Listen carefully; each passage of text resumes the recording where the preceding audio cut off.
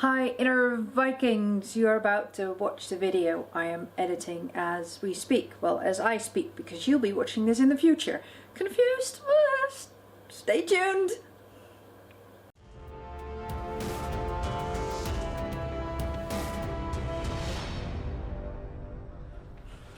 So this video is around 10 minutes of me talking about how I guided Signe to become a horseback archery horse. It's a culmination of a few days and of course the years that went on before these couple of days.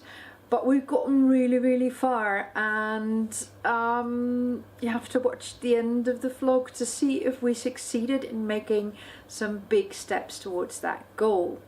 Of course, this is not something that you teach in a couple of days. There is 3 years before all of this that also contributed to the end result. And the end result is not the end result, because we're nowhere near galloping through a forest shooting at targets. I would love to get there, but we'll see how far we get. As you will hopefully know, I have taught Signe to target certain objects like pylons, and that really helps us focus and get to certain points. Because this little field that we've set up, square shaped, and on each corner is a traffic cone or a pylon, and the goal for me is to ask him to walk towards one corner and then boop the pylon and take a moment to rest and then go to the next corner.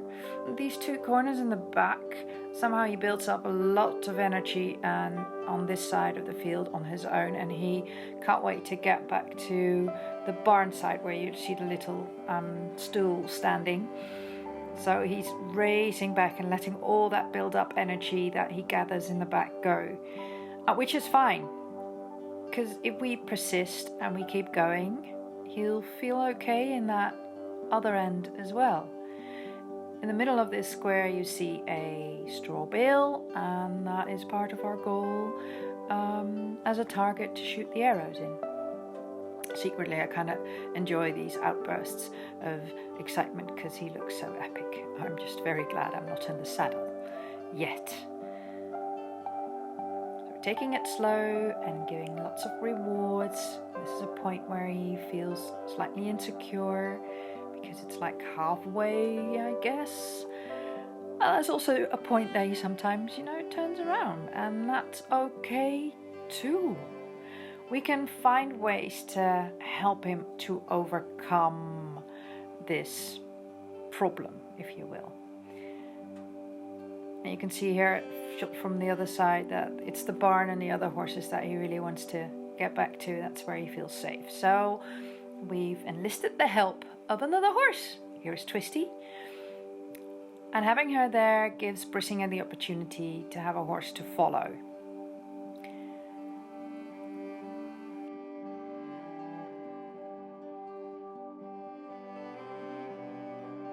Doesn't always work. He sometimes still wants to turn around.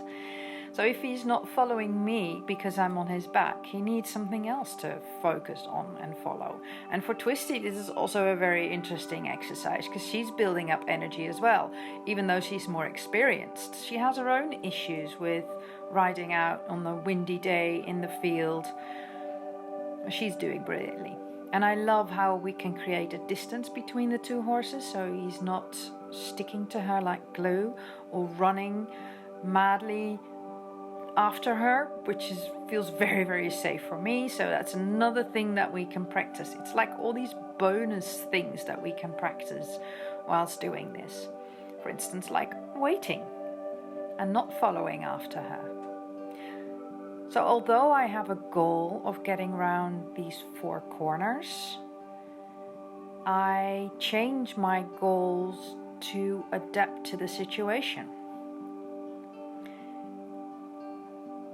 There's the cone boop, and he keeps doing that for a while, and I let him. It's also a way of letting go of energy. Now this is our solo effort, and as you can see, he's having a bit of trouble of getting away with that from that front section. And if you see me swing the rope, it's something that we do in groundwork as well, and it helps to confirm the leg aid I'm giving him. And here we go! Actually quite far into that backfield. So this is all separate days. This is not done on one day. I think it's been 2 days and this is the 3rd day. I'm not sure. I made him a bridle. This is the 2nd prototype of a bridle I'm working on. It's a bitless bridle with a very loose noseband, and we're experimenting with that. And having a bridle on instead of a neck rope gives me a little bit more steering, I suppose. I had to add a epic slow-mo. Why am I talking through the epic slow-mo? So much is happening. So here we are in the backfield again. I ask him to stop and I also let him graze.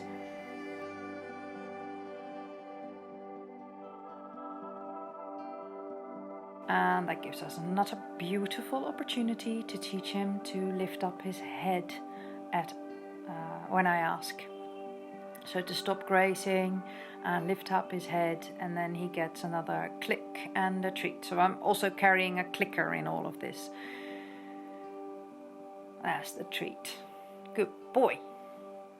Him standing at the back of the field and gently trotting back towards the front of the field. We left the hay bale right in the middle there so they can get used to it being there. It's going to be our archery target. He has the most wonderful canter to sit. It's such a brilliant canter. I just can't wait to do it more. Sped up this little clip 3 times to show you how long I've waited here, because he gets stuck sometimes, and this is one of those times where he got stuck. No problem. Then we go back to something that we do know, which is groundwork. So I walk next to him. That's no problem at all. I don't feel like I've lost anything or it was a competition to get him to move, because as soon as I'm on the ground, he offers lovely movement. We continue in the arena where I took off his saddle and he was chilling in the side of the barn here while the other horses were in the big part of the riding arena. And this is his familiar paddock, so I got out my bow and my arrows to see how he would feel about them.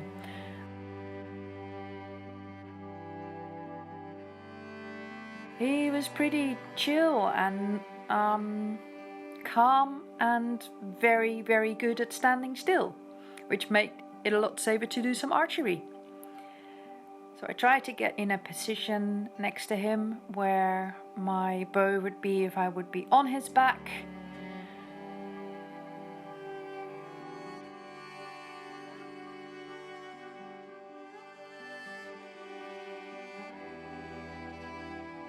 That is all he does, that I'm a happy camper.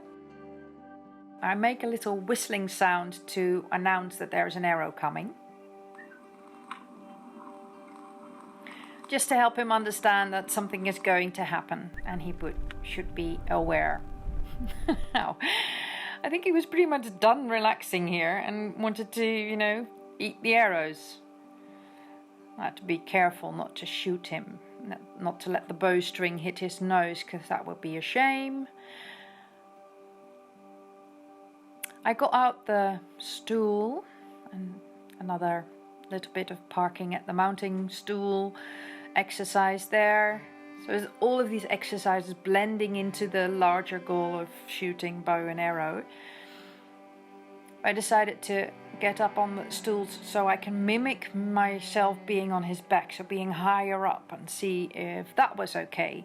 And that was pretty fine with him. I wait here a second to let Twisty and Bliss pass by and not shoot them. These are blunted arrows, by the way, so they're, they will hurt you when they hit you, but they're safe. They won't pierce you. And then I just didn't, it just felt good to get on him, even if it's not the nicest mount. And there it is, the first arrow ever shot from his back. We did it!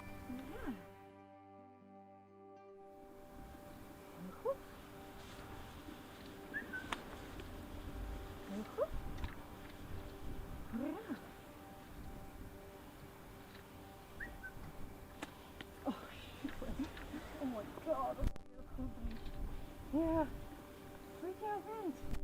Super trots op jou. Super trots. Met jou. Heel knap. Heel knap.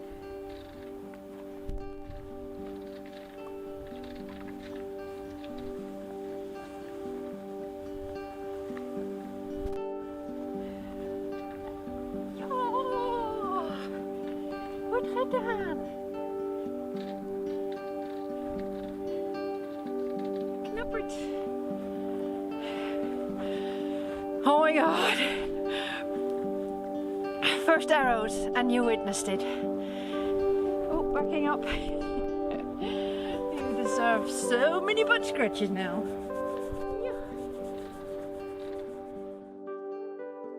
To the end.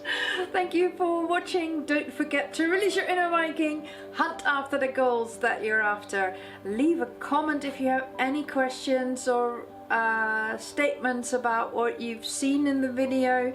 I love to explain further. This is all I can do in 10 minutes, and 10 minutes is a long time out of your day, so thank you for watching, and I will see you in the next video right here on YouTube. Bye!